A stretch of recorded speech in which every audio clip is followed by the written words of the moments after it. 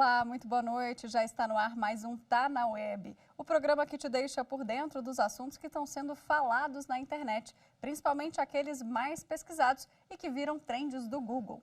E hoje, gente, 28 de junho é comemorado uma data muito importante, é o Dia Internacional do Orgulho LGBT. Tamanha relevância, né, que esse tema aí está presente nos trends em dois momentos diferentes lá no Google. É uma data para a gente falar da luta de direitos e garantias para essa comunidade, para aquecer o debate sobre políticas públicas, né? E a Rádio e a TV Justiça, claro, apoiam essa causa. Por isso, hoje o programa é dedicado ao Dia do Orgulho LGBT. E para falar comigo sobre esse tema, eu trouxe dois especialistas no assunto. O Gustavo Coutinho, que é professor, advogado de direitos humanos e também vice-presidente da Associação Brasileira de Lésbicas, Bissexuais, Travestis, Transsexuais e Intersexos, a ABGLT, e a Cíntia Ceciliô, que é advogada especialista em direito LGBTQIAPN+. Bom, sejam muito bem-vindos aqui, Cíntia, Gustavo, ao Tá na Web. É muito legal a gente poder trazer um tema do dia, um tema tão importante para a gente debater aqui. Então, já vou começar, porque a gente tem pouco tempo para falar de um assunto tão relevante, mas eu quero começar explicando um pouquinho sobre a questão dessa data, né? Eu vou começar com o Gustavo, que a gente já falava um pouquinho aqui nos bastidores sobre a questão de como surgiu a data. Não foi no Brasil, certo, Gustavo? Mas hoje é mundialmente conhecida como o Dia do Orgulho. Explica melhor pra gente. Olá, boa noite, Mariana, boa noite, Cíntia, o pessoal que nos assiste. Bom, a data do orgulho LGBT, que ia mais, se inicia nos Estados Unidos, juntamente com mobilizações sociais diversas, após a revolta de Stonewall. Stonewall era um bar na cidade de Nova York, no qual a polícia sempre perseguia as pessoas LGBTQIA+, que frequentavam esse bar. Então, durante, enfim, muito tempo, essa perseguição se perpetrou e, em um momento, as pessoas se revoltaram e brigaram contra a polícia. Então, por isso é o Dia do Orgulho LGBTQIA+. É importante destacar também que essa data e essa revolta de Stonewall surgiu por conta de uma mobilização de pessoas LGBT negras, latinas, de mulheres trans, mulheres lésbicas nos Estados Unidos. Então, é uma data que, por si só, já traz uma diversidade no seu âmago. Entendi. E essa data continua sendo muito importante, talvez mais do que nunca, claro que a gente avançou, a legislação avançou, a sociedade, mas ainda falta muito, né, Cíntia? Me conta um pouquinho das principais conquistas e também lutas, né? O que vocês ainda pleiteiam, né? E o que falta de mais importante, qual seria a pauta mais urgente para a comunidade LGBT? Boa noite a todos, a todas e a todes. Obrigada pela oportunidade de falar aqui com vocês hoje mais uma vez. Bom, nos últimos 10 anos a gente evoluiu bastante no Brasil, né, com as decisões do STF, que vieram a garantir diversos dos direitos da população LGBTQIA+, direitos esses que ainda carecem de legislação. Né, nós temos ainda uma ausência de legislação no âmbito federal no Brasil, e as decisões do STF garantiram aí a população LGBTQIA+, ser reconhecida de fato, reconhecida como as famílias homoafetivas, o direito à união estável, ao casamento, a facilitação na adoção por casais homoafetivos, né, a criminalização da LGBTQIA+, fobia, que é uma das decisões mais recentes e talvez uma das mais importantes também. É verdade. Além disso, a gente tem a questão da doação de sangue, também a questão da mudança do nome, né? Gustavo, todas essas decisões que a gente acabou citando aqui do Supremo Tribunal Federal te beneficiaram também de alguma forma? Me fala um pouquinho sobre essa questão de como vocês enxergam essas decisões e de que forma beneficiam a comunidade LGBT. Bom, são decisões importantíssimas e paradigmáticas para a nossa comunidade, porque, como bem mencionou a doutora Cíntia, o legislativo ainda é omisso e, desde a redemocratização, não aprovou-se uma legislação sequer, uma lei sequer em proteção às pessoas LGBTQIA+. Então, é muito importante que nós tenhamos essas decisões para que possam ser efetivadas, enfim, no território nacional. E isso é um ponto de atenção. Muito embora tenhamos paradigmas jurídicos muito importantes, uma fartura de arcabouço jurídico, essas decisões ainda carecem de efetividade, ainda carecem de vontade política, enfim, das administrações estaduais, municipais e, sobretudo, de empenho do poder público para fazer valer os direitos da população LGBTQIA+. Estamos ainda no caminho. Por falar nisso, vamos mencionar as políticas públicas, né? Cíntia, eu queria que você falasse um pouquinho para a gente quais que seriam as políticas públicas que precisam, né, ser desenvolvidas e as que já foram, que também beneficiam a comunidade. Acredito que hoje nós temos uma necessidade maior, como o Gustavo estava falando, da efetivação do que já foi decidido. Acho que mais do que novos avanços, a gente precisa também que o que já foi garantido seja realmente efetivado. Que o CNJ venha aí dizer como é que a gente vai aplicar exatamente a decisão do STF que criminalizou, né, a homofobia, a transfobia. Ainda existe uma dificuldade do judiciário, das delegacias, do próprio MP de entender essa questão da criminalização com a utilização da lei do racismo, porque não existe ainda uma determinação exata de como isso vai ser aplicado.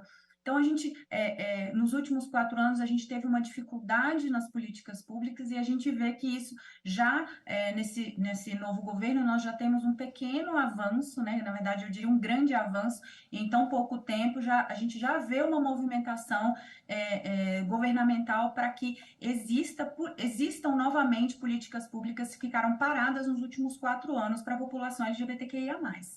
É isso.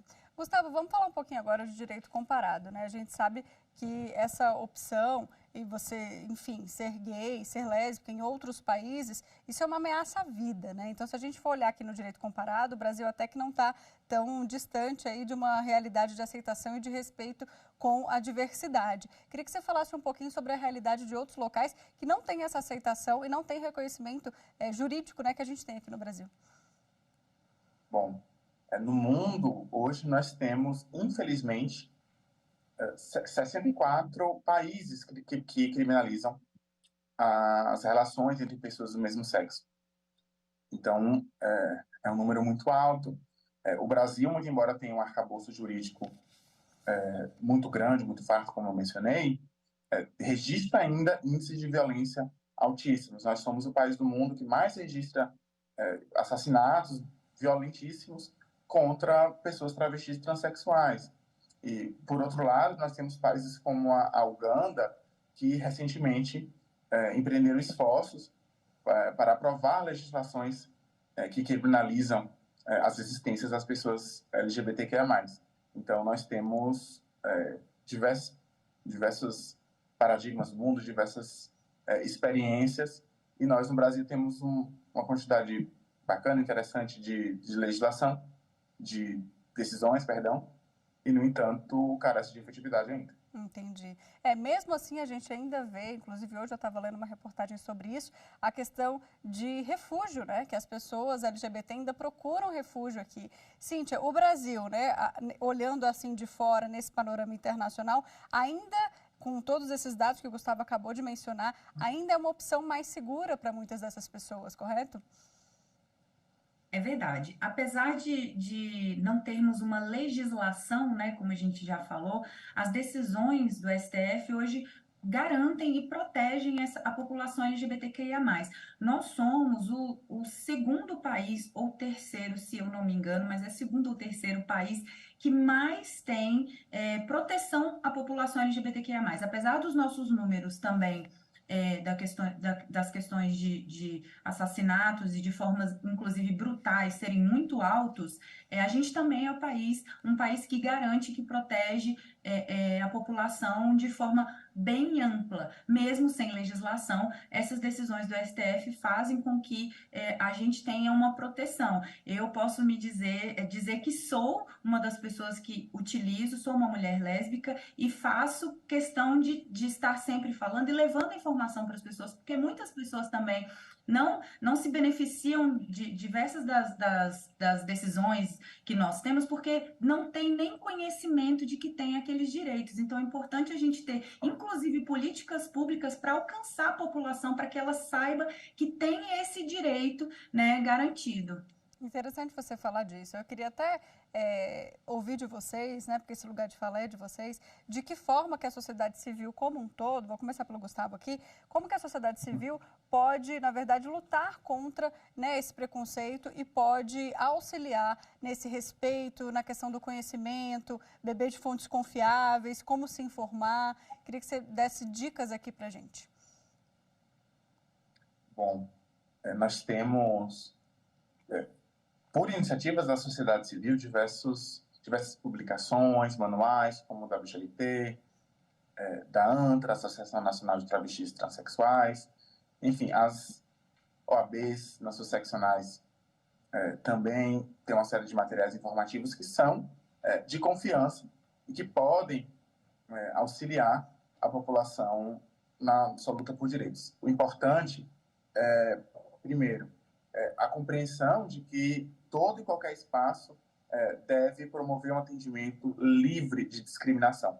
Então, mesmo quando no momento de uma denúncia ou no momento de buscar um serviço de saúde, buscar, enfim, qualquer serviço, sofreu uma violência, sofreu uma discriminação, é importante denunciar, buscar as ouvidorias dos órgãos, registrar e contar sempre com o apoio da sociedade civil, o apoio da profissionais especializados.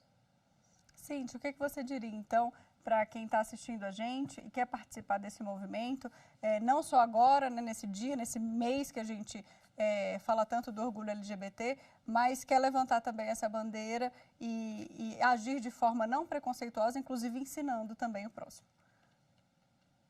É papel não só da população LGBTQIA+, mas de toda a sociedade civil, e que isso aconteça não só no mês de junho, né? Que isso seja algo que aconteça durante todo o ano. A população LGBTQIA+, apesar de ser considerada uma minoria, que eu gosto de usar as aspas, porque eu acho que nós não somos mais uma minoria, nós somos muitos, estamos unidos, e a população, a sociedade civil, ela tem a obrigação de agir de forma a diminuir a desigualdade, o preconceito. Hoje a OAB, eu estou como presidente da Comissão de Diversidade Sexual da OABDF. Nós produzimos há um ano uma cartilha com orientação sobre como não chamar piadas para não fazer, nomes para não chamar as pessoas, e também orientações de todos os lugares em Brasília de assistência para a população LGBTQIA+. Brasília é uma cidade que conta com uma delegacia especializada, por exemplo, a DECRIM,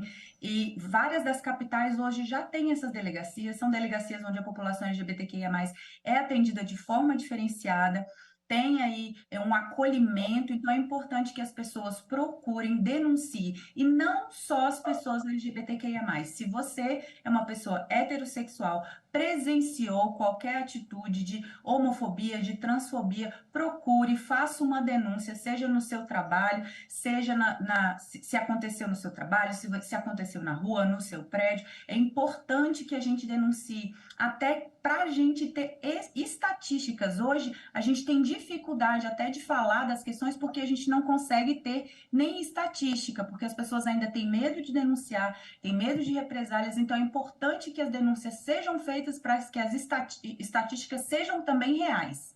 É isso, que a gente possa combater e ter noção, né, de quantas são essas denúncias, quantas são essas violências sofridas. Gustavo, para a gente fechar aqui, e Cíntia, eu gostaria de falar de mercado de trabalho. A gente sabe que também essa é uma questão, talvez a gente também já tenha evoluído, quero saber de vocês, mas a questão da igualdade no mercado de trabalho, enfim, e desse respeito, né, a essa diversidade. Gustavo, o que você pode me falar hoje sobre como que está esse cenário aqui no Brasil? Bom, no Brasil nós não temos uma normativa mais robusta sobre a relação entre empresas e a defesa dos direitos humanos, mas as empresas, de uma maneira geral, precisam observar o Estado Democrático de Direito e precisam defender e promover também os direitos humanos. Hoje, infelizmente, cerca de 90% da população transexual feminina se encontra em situação de prostituição, apenas 10% no mercado formal de trabalho.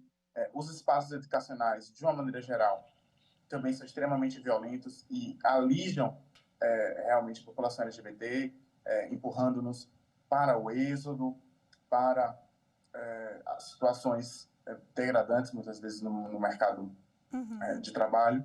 Então, né, nesse sentido, é importante não só uma responsabilidade das empresas, mas também do Estado e de toda a sociedade, como bem mencionou a doutora Cíntia, para garantir iniciativas educativas, iniciativas eficientes no sentido de investigar e punir discriminações no ambiente de trabalho, porque a jurisprudência já entende, inclusive, que, enfim, a discriminação no ambiente de trabalho enseja o dever de indenizar.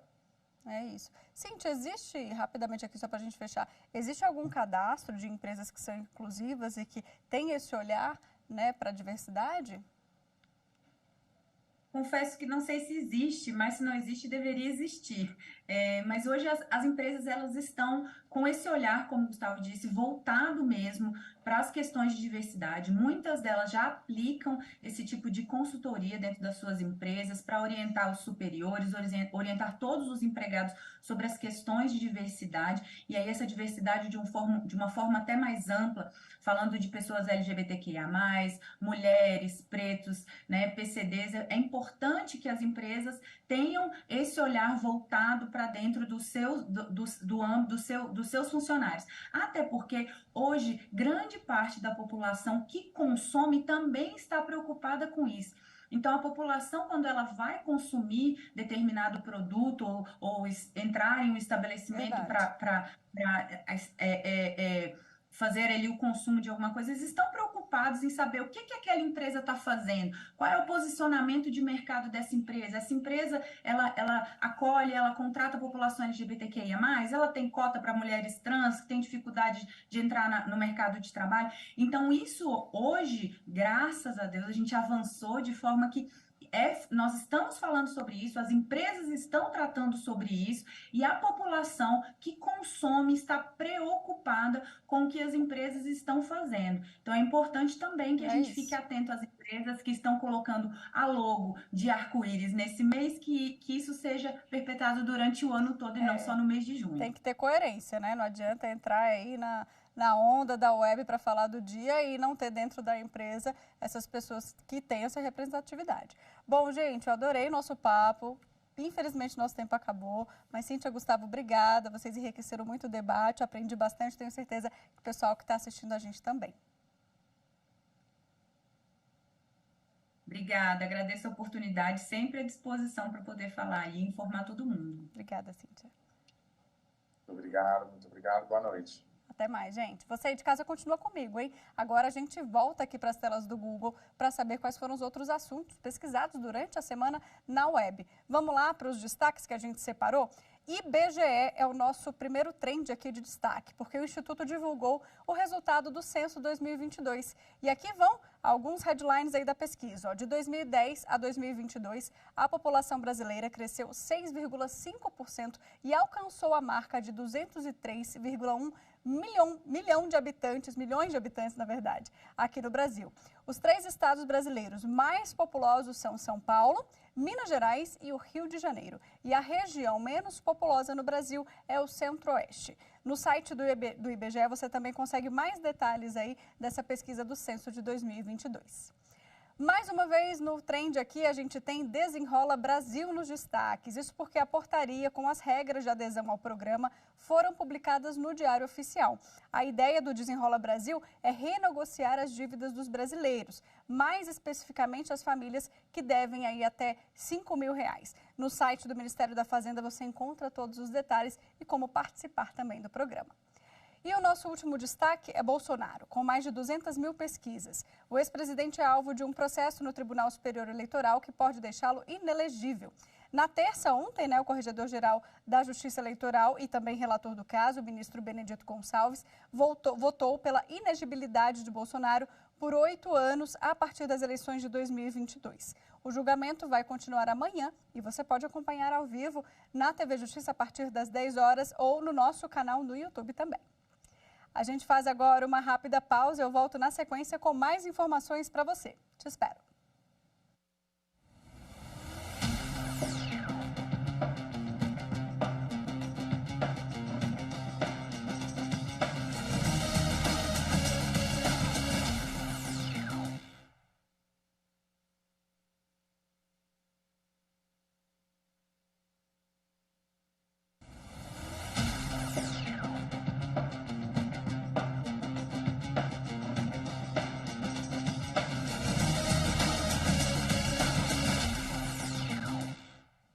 Estamos de volta e agora no segundo bloco vamos falar de uma fake news que está circulando na internet. Vamos rodar.